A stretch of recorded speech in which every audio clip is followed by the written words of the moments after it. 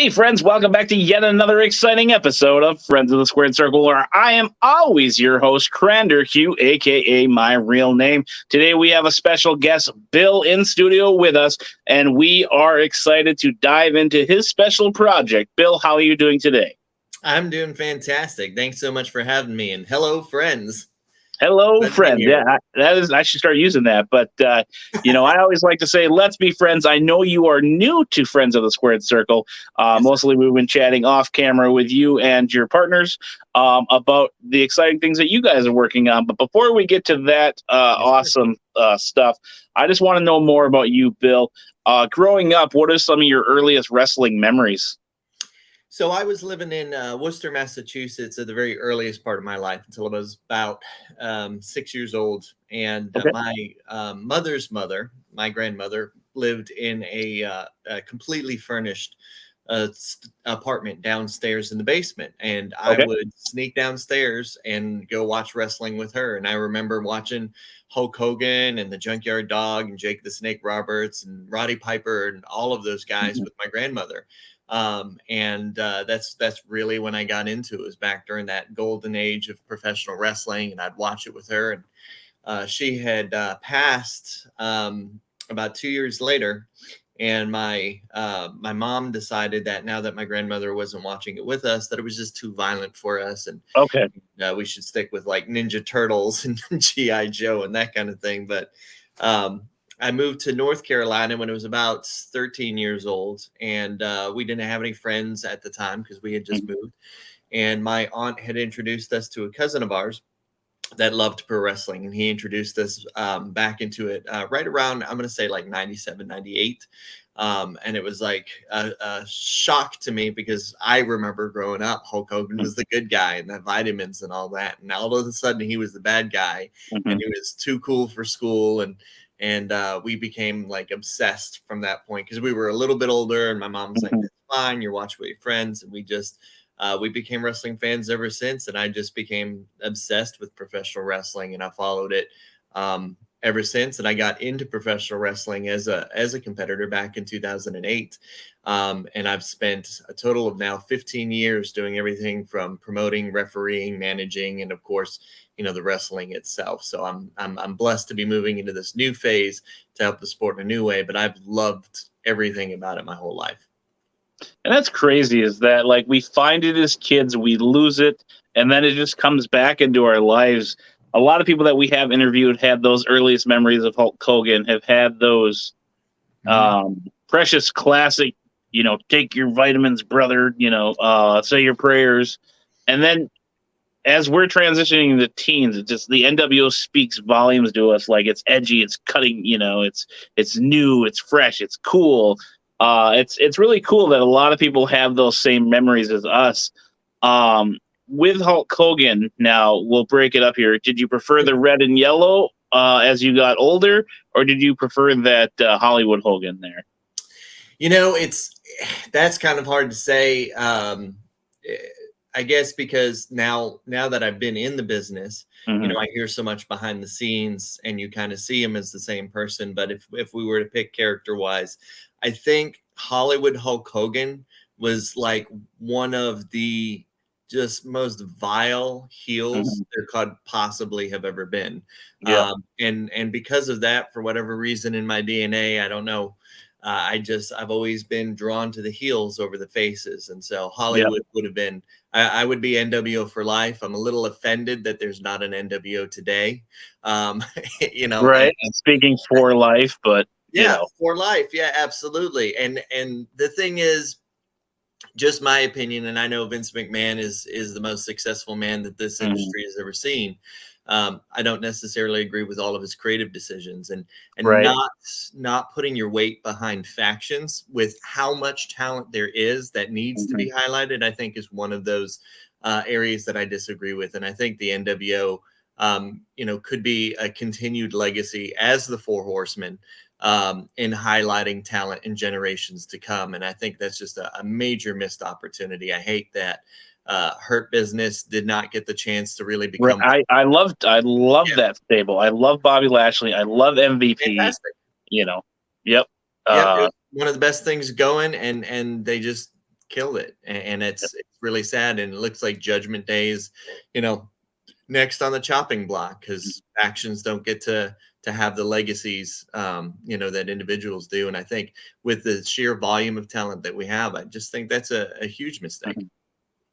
Yeah, and like you said, they just kill it right away. And a lot of those guys could have benefited from Lashley having the title. And it seems like WWE, what they do is they do the main heel and then his two little cronies. That seems to be the story that they run with all the time.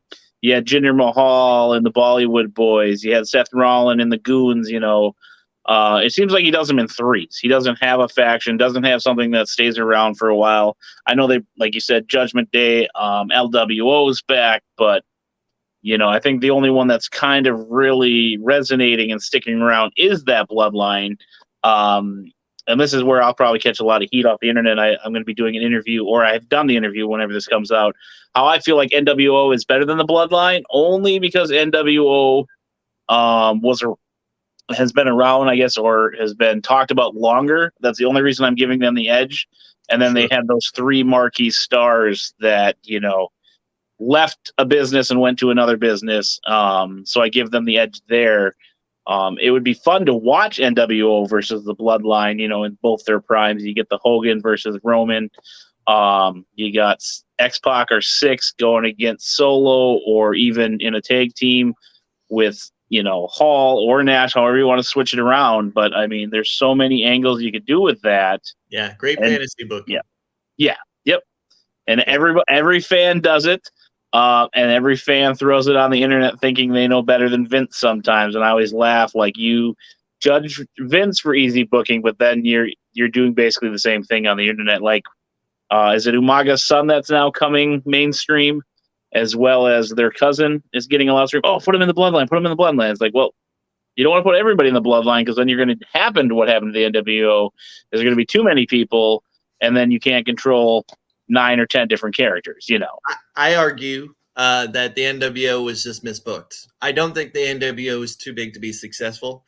I think that there's certain behind the scenes stuff that you hear about that Bischoff ran into problems with, where NWO could have been, the NXT. It could have been a secondary brand altogether and grown even further, but it wasn't allowed to book in that direction. And so it became stale because the booking became the same kind of gang beating. Had they allowed more of the growth with the Wolf Pack or the Civil War, instead of reuniting them the way they did, I think that there's a lot that could have been done there. And while we're on the subject, I will say, I think the biggest, in my opinion, fantasy booking wise, the biggest missed opportunity is, I think Cody Rhodes would be the perfect guy to bring back the Four Horsemen in the WWE as a counter to the Bloodline. Obviously, the story has gone in a different direction, and we don't have that. But I think the Four Horsemen is something that WWE should absolutely utilize to take talents that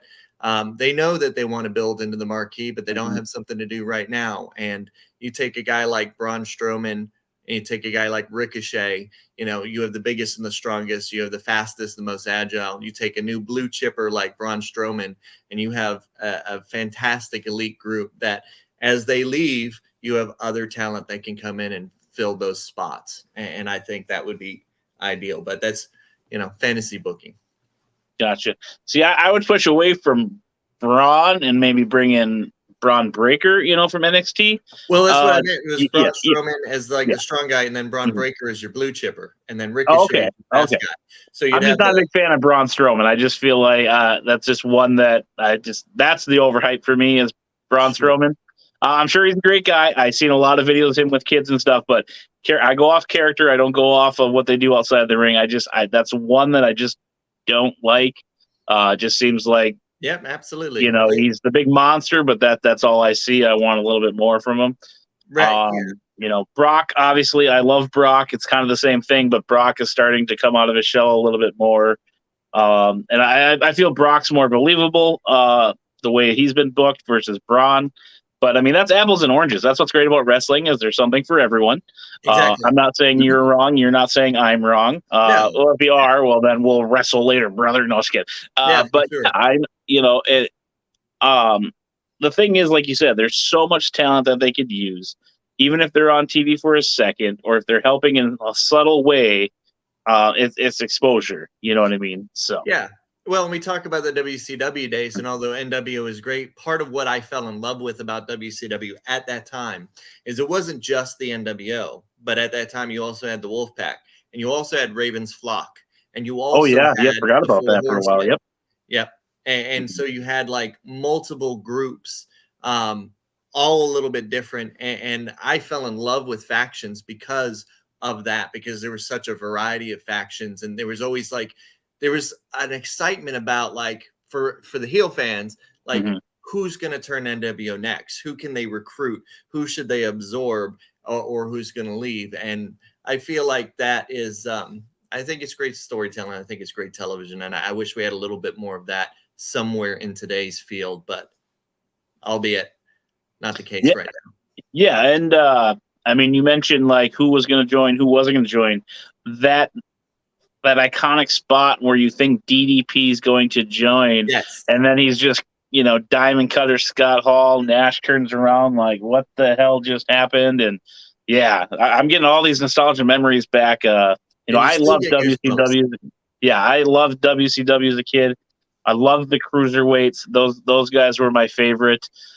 Just because of the high flying. That's where I fell in love with Jericho, Eddie Guerrero. Again, character Chris Benoit. We're not going to get canceled here because we're not going to talk about what he did. We're talking characters, people. That's for my buddy Randy. Perry Saturn. Perry Saturn, yes. Yep. Man. And there was, I always forget his name, even though I talk about him like all the time when I bring up the cruiserweight. What's that? Was it Dean Malenko? Dean Malenko, yeah. But it's Prince Aku, I think it is. Or not Aku, that's WWF. Yeah. Yes, yeah. I don't know what it was about it when he came out. I was just like, that dude looks super cool, looks tough. I mean, he didn't really do anything, but I mean, you had Glacier, Mortis. I mean, so many cool characters over there as well. Wrath was one of my father's favorites. Yep. And then I remember Harlan Heat. What's that? The original Goldberg. Yep. I don't like him so much now because again, he's just that one is just. I don't know why it's something that I don't like, but it just rubs me the wrong way. But in WCW, he was iconic and was legit, and he was just that unbeatable force that took on the NWO and all that jazz. So yeah, absolutely. And that entrance. I mean, I feel like that's one of the best entrances out of WCW. Period. I mean, just that music coming out with the security guards, like just awesome. Yeah, sheer presence. And if you watch his WCW stuff in comparison to the WWE stuff, he was more than just 2 or 3 moves back then. Yeah, and they would always mention too, like, how if he would go longer than a couple of minutes, this isn't his, like they would build up like saying, oh, he could be beat today. They made it believable that it's past a minute, he's going to lose, but he just overcome and jackhammer, boom, pin, so. Yeah, no, it was great stuff. Yeah. Fond memories of that business, and that's WCW is where I fell in love with it. And then WWE, beat them, and I had no choice at that point but to revert back to the WWE. Yeah, and I'm working with Cruising with Kayfabe. You got to check those guys out. They do a unique podcast over there as well. Shout out to Mongo and Emily.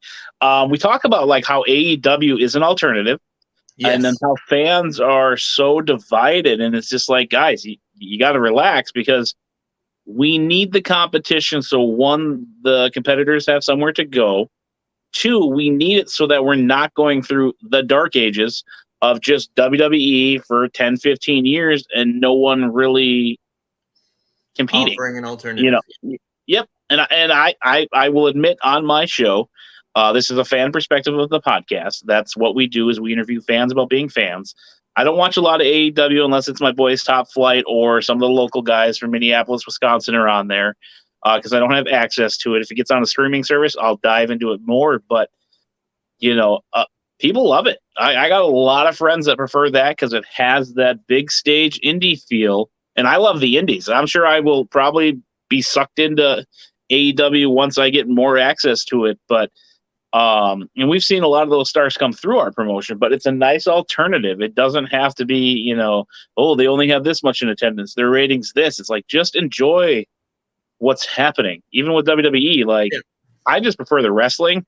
Storyline can be second. I just want to see a good match. I want to see Seth Rollins and AJ Styles tear down the house, even if they're fighting over a water balloon company. I don't care. I just want to see the great match in the ring.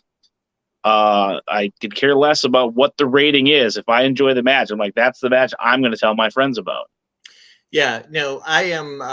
If you were going to ask me which side I would be on, I would jump on the AEW bandwagon. And it's because it feels fresher, and because it feels different. And I also respect the fact that they're working hard to make Collision feel different than Dynamite, and Ring of Honor feels different than Collision or Ring of Honor. You watch WWE, SmackDown's the same as Raw. Raw is really the same as NXT, with the exception of their younger faces. NXT used to feel different, but today it feels like it's really just the same WWE formula, which has been highly successful. And I'm not trying to shred on that, but I would say as a fan, I'm more entertained by AEW. I just don't like having to pay for the cable service. I prefer streaming services like Hulu and Netflix and Disney I Plus and hear you there. Peacock. Yes. Yep. I don't want Yep. to pay $70 a month for 152 channels that I don't have time to watch in the first place. And you watch like 3 or 4, and then you're like, well, I don't want to search. I'm just going to go to what I know, I was paying for Sling just for AEW. The only thing I was watching on that was for AEW, and then they went up in price again. And like, hopefully they'll find a different home base that I can pay, to watch, because I would pay to watch them, but I'm just not interested in paying to not watch everything else. If that makes sense. Yeah, and that's kind of what I thought Impact should have did there a few years back, was jump on, YouTube, and then NWA was doing that. And that I mean, they were giving it away for free, but they're giving that revenue from their views and streams, like I thought that was a great idea, especially for Impact, who can't seem to stay on a channel for a long period of time, and I thought it would be good for them. But yeah, streaming, if it, like I said, if AEW comes to streaming, I'll jump on, I'll go back and watch, I'll see things that I haven't seen. I guess I lied. I do watch Chris Jericho's stuff there in the beginning because I wanted to see what he was doing, as well as when Dustin came through, because I'm a huge Gold Dust guy. But yeah, he's doing great stuff there. Mm-hmm. And it's nice too, when Cody was in AEW, I felt like they were doing a lot of that stuff from yesteryear. Like he was going back. I mean, they had a dog collar match on AEW. Now you're seeing them on the independents everywhere, and you're seeing them like even more forefront in AEW, and it's just like, oh, they kind of brought that back, as well as some other things that they've been doing that seem like it's very old school, but WWE is doing that, so it's kind of cool, Yeah. Who are some of your favorites right now in AEW then? Yeah, so I mean, Jericho is the GOAT, I think, in all fairness. I've been a Chris Jericho fan since WCW Cruiserweight Division, all through his WWE tenure, and then the stuff that he does over there in WWE is that I think it's just phenomenal. And with AEW, he's put him on the map, and he's done a fantastic job. And he was part of 2 stables there, and I love factions. The Inner Circle, and then the Jericho Appreciation Society, and back in 2008, I was doing podcasting before podcasting was cool. And we had a show called DOX Coast to Coast, and we would ask every wrestler, are you a wrestler or are you a sports entertainer? And to see him transform that, not saying that he took it from us, I'm not saying that, but, years later for him to take that similar formula and then turn it into a gimmick is, I think, brilliant, and part of why Jericho, is constantly evolving. Outside of him, I mean, there's just so many great talents. Wardlow is impressive for a big guy. The stuff that he can do is very impressive. Powerhouse Hobbs is doing. I like Hobbs. It gives me like a Booker T / Brock Lesnar vibe. He's like both Harlem Heat members. Yeah. Fused together. Yeah. And he's and I think he had the flat top there for a little bit, and I was just like, yeah, boy, you don't mess around. Like, you're that old 80s power in the gym. Like, yeah, as soon as I saw him, I was like, I want to know more about him. Okay, continue. Sorry. Had to gush out about Hobbs there. So there's him. I like Ricky Starks kind of, but there's something about him that rubs me the wrong way. I don't know. I'm just not a huge fan. I'm also not a big fan of like the spear used by the wrong guy. Does that make Okay. sense? Like Okay. when Edge was doing the spear, like I know fans would get excited, but it was like a clothesline to the stomach. It wasn't the same as Rhino running through somebody. It wasn't the same as Goldberg running through somebody. Right. And so Ricky's spear to me is just not, it's not Bobby Lashley's spear. It's not Roman's spear. So it's just a little weak in comparison, per my opinion. And I feel like finishers are very important to finish off your character. You know, that has to resonate with me. And if it doesn't, there's just a little something missing. Jungle Boy, I haven't watched since his heel turn, but I loved his work as a babyface. Okay. So I'm looking forward to tuning in and kind of seeing what he does on that level. James Drake, seeing him pop up on AEW is great because I've worked with him at several shows, and he gives me a real Dusty Rhodes, Stone Cold Steve Austin kind of combined vibe. So I like what he does a lot. And Top Flight, they're just amazing cruiserweights. I love the Lucha Brothers. They're just fantastic to watch. And then those Revival, 4, right? Yep. or I'm sorry, not the Revival, but FTR. Sorry, FTR. I've worked with one of them in the Indies in North Carolina before he got up, Dash Wilder. Very nice. Now Cash Wheeler. So I support him. Love to see those guys continue to grow. And I was a Punk fan, so I know that there's all that drama involved, but as far as like an on-screen personality and a wrestler, like I love seeing him back. I love seeing him back. So that's just a couple of the guys that I'm, supportive of. Brian Cage, now that he's over in Ring of Honor, I think he's phenomenal. And Claudio Castagnoli, it's like one of the most overrated guys and underrated guys in WWE history. Like just a perfect wrestler, in my opinion. Yeah, back to the Lucha Brothers and Top Flight there. Got to promote our local brand boys here. First Wrestling, they put on a hell of a tag team match down there. And we couldn't be more excited for Dante and Darius. The success that they're getting. We hope to continue to see them grow because those boys are very humbled, very nice. I mean, spoiler, anybody that goes to a First Wrestling show, if you're looking in the crowd, you'll see if Darius is wrestling, Dante's in the crowd mixing it up with people, and vice versa. When Darius was hurt, Dante was wrestling.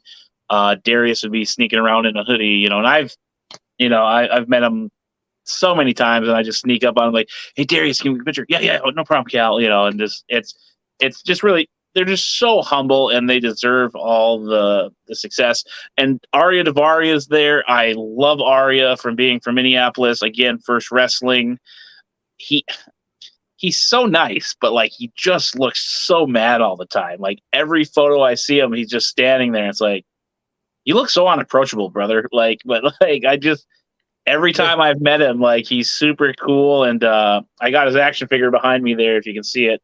Yeah. Whatever way it is, I don't know the angles on this thing, but like I remember showing him some cards that I had bought, and he's like, "Where did you get those?" I was like, "Offline." He's like, "I don't even know that these things exist." I was like, "How do you not get told about this?"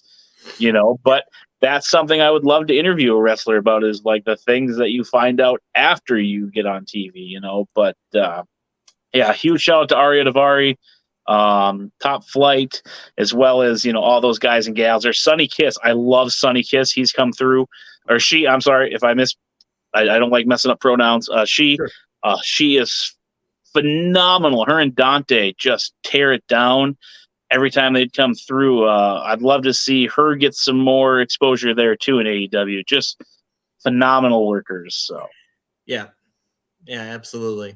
Yep. Now I feel like a jackass because I messed the pronouns, but at least I acknowledge that I made the mistake. Internet, don't come after me. Sure. I'm learning, but she is amazing. So yeah, she's doing some great things and really trailblazing. Has been there from the start of AEW, which is really great.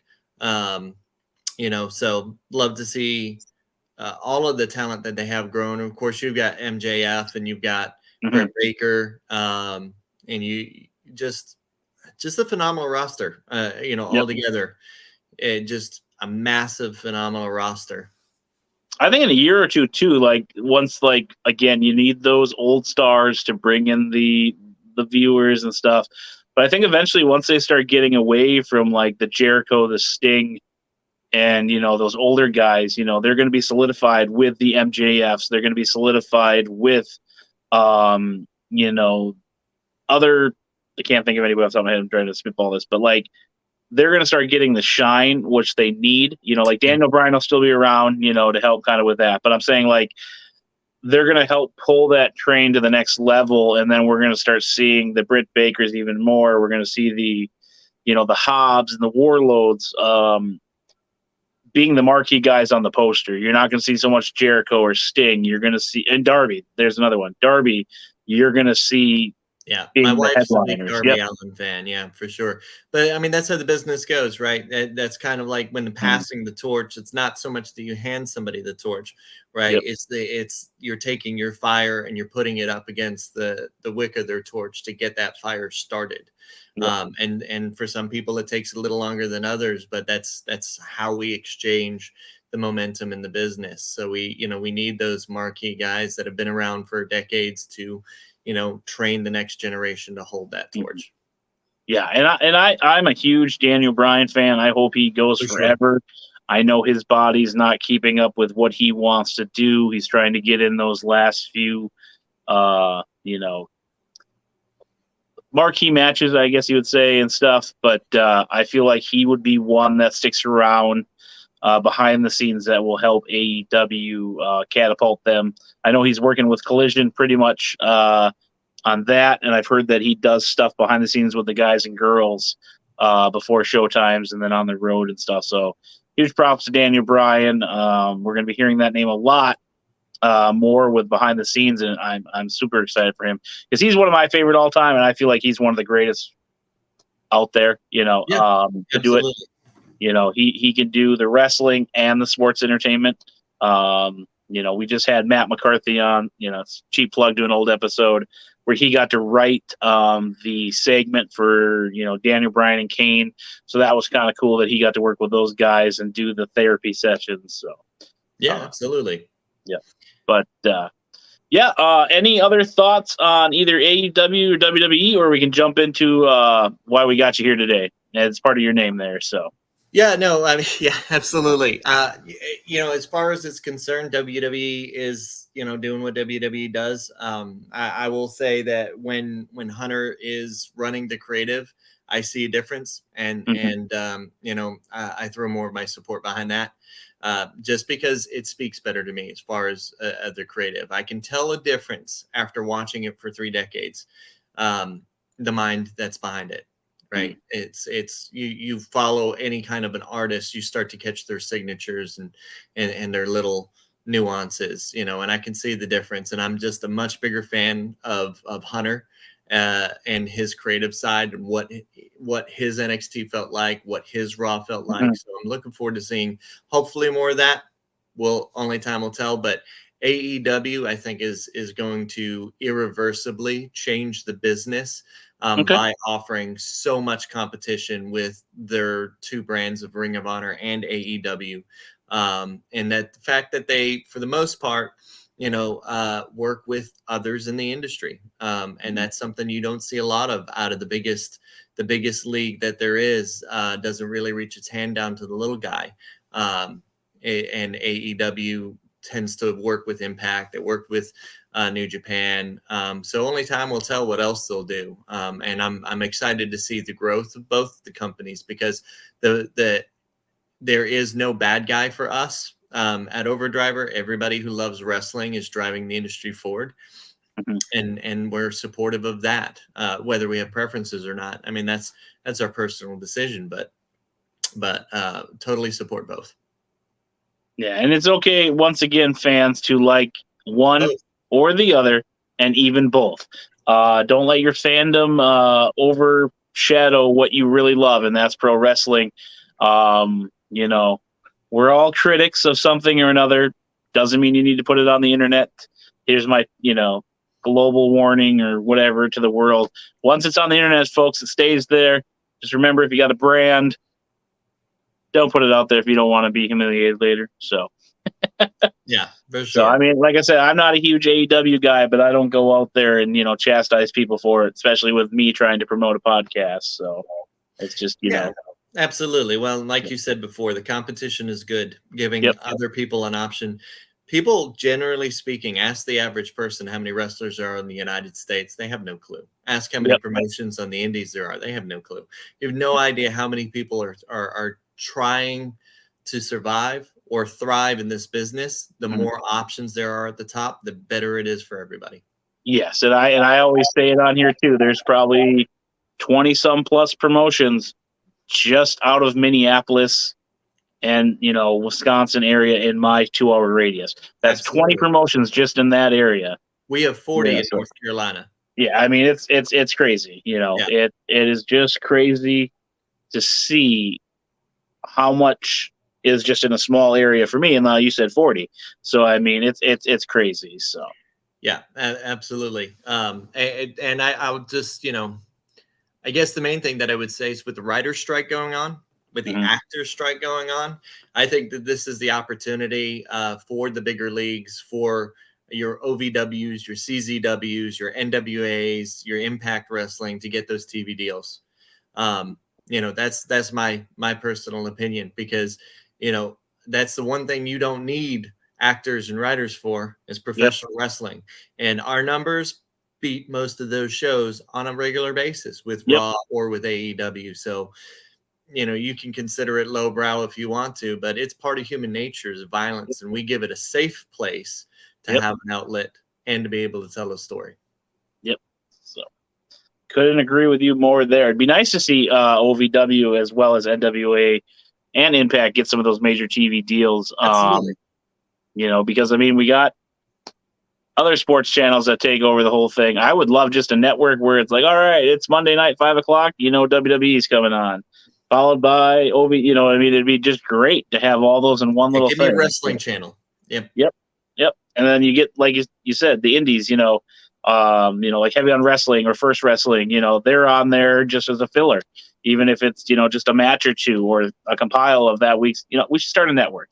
Let's just start one. We'll put up all our favorite promotions, We'll be in touch. Yep, We'll be so in touch. Yeah, for sure. that's our idea, internet. Don't steal that. We'll come back and play this for you at the 33-minute mark. But yeah, so let's jump into what you got going on over there, Mr. Overdriver. Yeah, absolutely. So we're hoping that OverDriver is going to help to synergize the professional wrestling industry as a whole. And the idea is really kind of on 2 points. One is the tool, which is the mobile app that we're developing. And then the second is the community. And community is, I think, the bigger portion of that, the bigger part of that, because you can have the nicest car on the block, but if there's not a driver inside, it's really just a property tax. Mm-hmm. Right. That's all it becomes. If nobody's driving the machine, it doesn't matter how nice that machine is. It becomes a depreciating asset that you get taxed on a regular basis. Like, that's not going to help anybody out. So we're building a really good platform to be a home for professional wrestling, a social media tool for our industry specifically, with tools designed specifically to help promoters, to help wrestling talent of all kinds, and to help wrestling fans to connect and to synergize, to help this business evolve and grow. And with that, we're building a community with that shared vision in mind, that professional wrestling can be both, or not both, but all three. It can be more efficient, it can be more transparent, and it can be more profitable. And with those three core principles, we're developing this product and talking to promoters around the United States. We do intend to go global, but the first step is home, and that's the US for us. So we're going to establish a strong foothold at home. With that being said, we are picking up a lot of momentum. As of yesterday, we signed on Gouge Wrestling out of North Carolina. And the promoter there, Greg Grogg, has over 40 years in the industry. So that's a lot of wealth and knowledge that's added to the community, to the brain tank, and to helping people identify, the best ways to do things and the ways to avoid doing things. And that's what we're really trying to do, is to give new promoters the same kind of thing that new talent needs: experienced promoters, people who know what they're doing in the business, who can share that knowledge and share those tactics, and also to share talent. And the truth of the matter is talent gets shared, generally speaking, outside of contracted television talent. They get shared anyways. So why not make it easier and more efficient for them to do so? And we are now sitting at 54 promotions in a total of 19 states, which gives us a presence in nearly 40% of the country and little over 8% of the known market in just a 2-month period. Very cool. Very cool. So can you break down kind of what, I'm trying to word this correctly without sounding like a stooge, kind of how the app works? Yeah, absolutely. Yeah, for sure. We can go into the 3 different steps, and we'll start with the ground floor, which is, what keeps the rest of the building up, and that's the fans, right? Because we have no industry without fans. We have no wrestlers without fans. We have no promoters without fans. And what we're trying to do for the wrestling fans is try to make finding wrestling easier. And that's on a couple of points. One is that people go on Facebook right now, and we see it all the time. We take snapshots of it, and somebody would say, hey, I'm traveling to Ohio. I'm visiting my grandmother in Georgia. I had to go to a funeral in Florida, and I'm looking for wrestling. I'm trying to get away. What's a good promotion in the area, right? And sometimes it doesn't get answered. Sometimes it does, right? Some algorithms is judging everything there. And the problem with algorithms, certainly they're great. They're useful tools, right? But they miss. They miss. And because they miss, some of your key demographic escapes. So a perfect example of that is we have Dalton Brown of Swanton Pod, one of the other podcasts that we have an association with.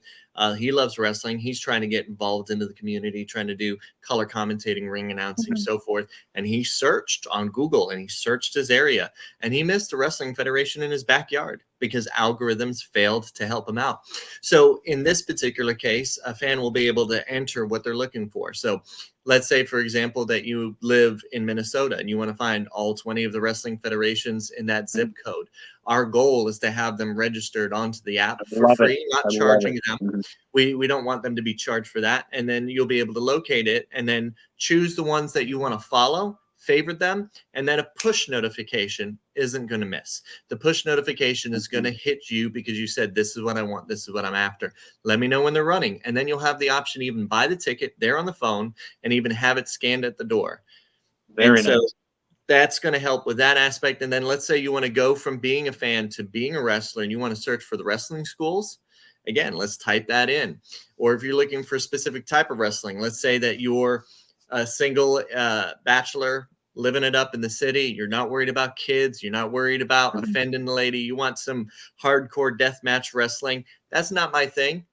But you can type it in, search it up, and find the federations that are deathmatch, lucha libre, all women's wrestling, micro wrestling, whatever it is your preference is, and find that, and then buy the tickets, travel, go there. We'll develop more tools for the fans in the future, but that's the basic set to start with, which is also going to help to pull them together so that promotions and talent will be able to communicate directly to the fan base that you're looking for, because this tool isn't competing with MMA. We're not competing with movies, video games, or lawn guys. We're not messing with any of them. It is all wrestling all the time. What do you want to find? And that's going to be the tool that would be most helpful for fans to start with. Moving over to talent will be able to set up a profile for free.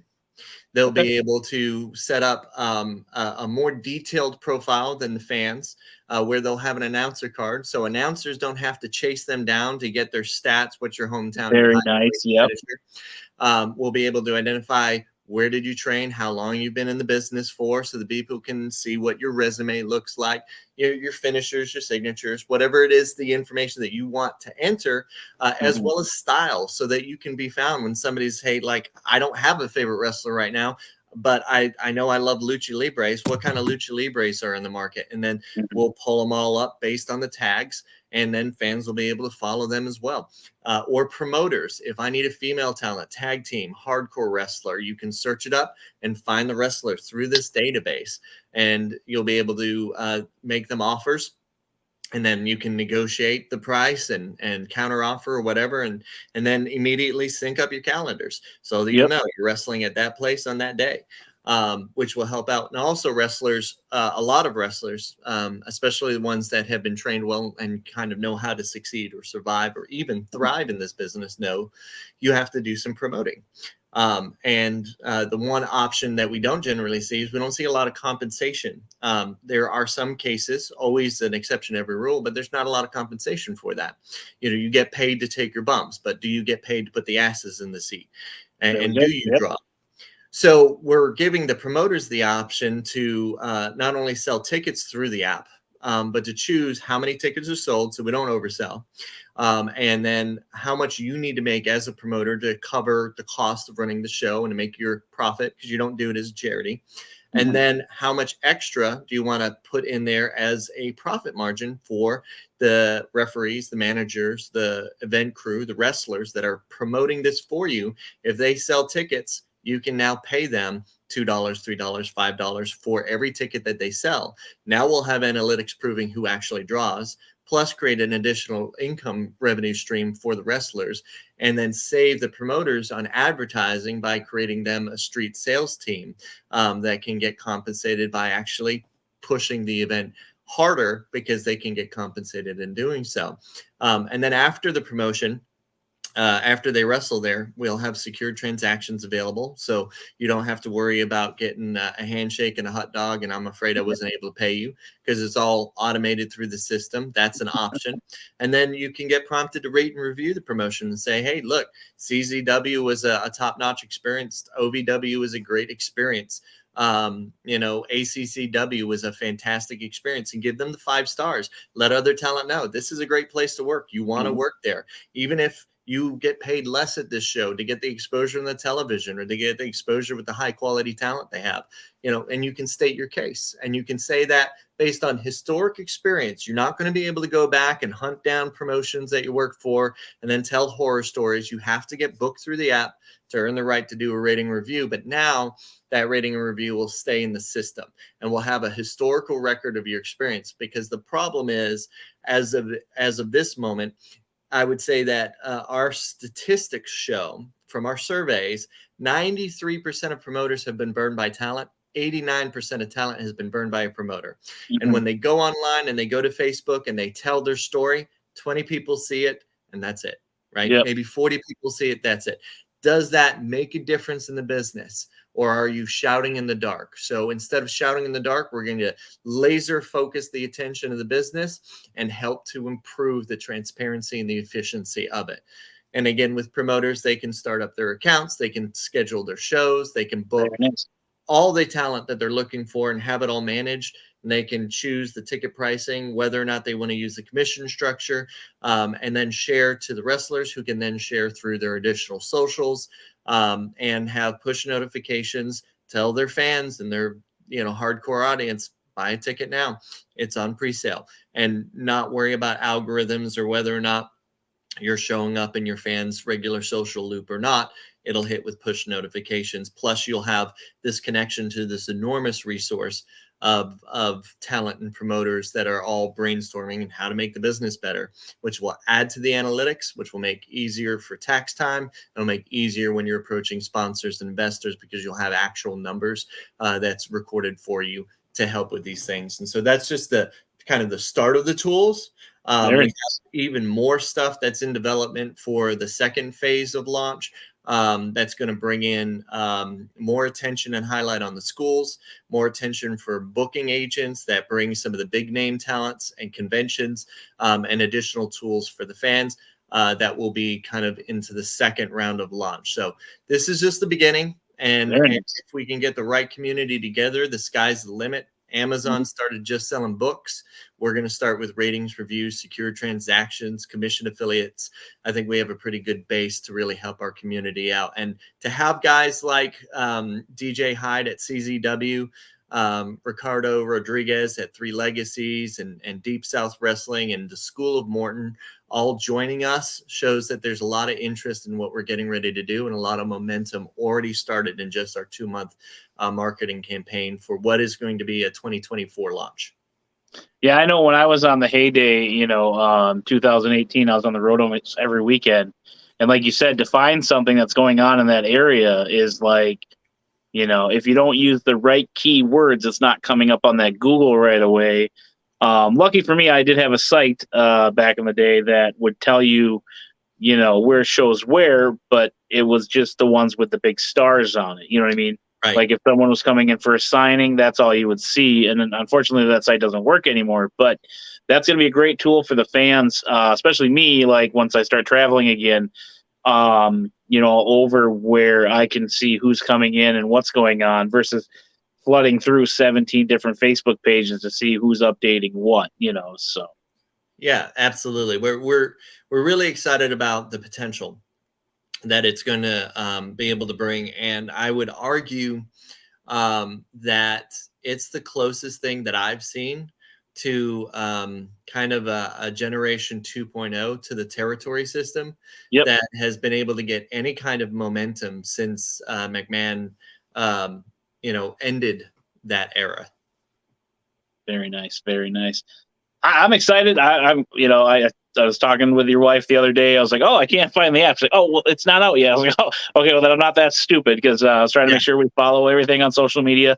That's one thing we like to do is, give back to our friends. We're not one of these pages that has, 710 followers, and then don't follow anybody back. No, we're not about that. But we are excited to see your growth. I'm excited to see what happens next for you guys. We'll make sure we plug you guys as well as when this comes out. We'll get the social medias in the comments and on the page as well. So, Bill, I can't thank you enough for taking the time out of your day. I mean, I'm sure you got a lot of things going on with the app, outside life, wrestling life. I appreciate you coming on a episode of Friends of the Squared Circle here. So Yeah, absolutely. No, I appreciate that. No, the last thing I'll say about it is our website is overdriver.org. If you go to that, you'll be able to follow the contests that we were doing. We did a contest. I like contests. We did a contest for the surveys, kind of as an incentive for the feedback. And Sam Skaggs out of Georgia won $100 off of that. We're getting ready to we're going to announce a new contest, which is going to be based on referrals. And the way that's going to work out, we're going to do a $200 giveaway to the winner of the most referrals within a 30-day period. And one of their referrals will win $50. So we're going to be doing that. We'll have other updates and we'll be, of course, communicating on the launch as well. So if you go to overdriver.org, look for our launch list, and then you can sign up within 10 seconds and be notified of our contests, our updates, and of course, the launch itself. And we'll be highlighting talent and promotions in the days to come as we continue to grow. And we just are thankful for the opportunity to be here with the Friends of the Squared Circle and Crander Q. Thank you so much for having us and letting us tell our story. All right, perfect. And again, friends, we will put those socials up. We will start promoting those as well. Now we have to play that silly, beautiful package. But once again, Bill, thank you for being a Friends of the Squared Circle. It's a Midwest goodbye. We say it 5 or 6 times. Then we finally get you out of here. But here comes that beautiful video package. Hey, friends, thanks for tuning in to yet another exciting episode of Friends of the Squared Circle, where I'm your host, Crander Q, a.k.a. my real name. Now let's jump into those sponsors, shall we? Make sure to check out ChefKeithFoods.com for all of your salsa needs. The best made fresh since 2019. Flavors include Ragin' Reaper, Hoppin' Habanero, Groovy Garden, and more. Check out that website today. Also, check out our friends over at Superior Creations for all of your custom tumbler needs. They are on Facebook.com/Superior Creations MN. Also, Darren Corbin, give him a like on Facebook, Instagram, YouTube, Twitter, and TikTok. Yes, Darren Corbin is on TikTok. And another great way to support Darren is by checking out patreon.com/Darren Corbin, where tiers start at just $1. Last but not least, make sure you give us a like and follow on all of our social medias as well. We want to thank you for being a friend of the Squared Circle. Tune in for more episodes. Also, if you want to get merch for yourself, you can check out friendsofthesquaredcircle.org for all of those needs. And it's your boy, Crander Q. Crander Q out.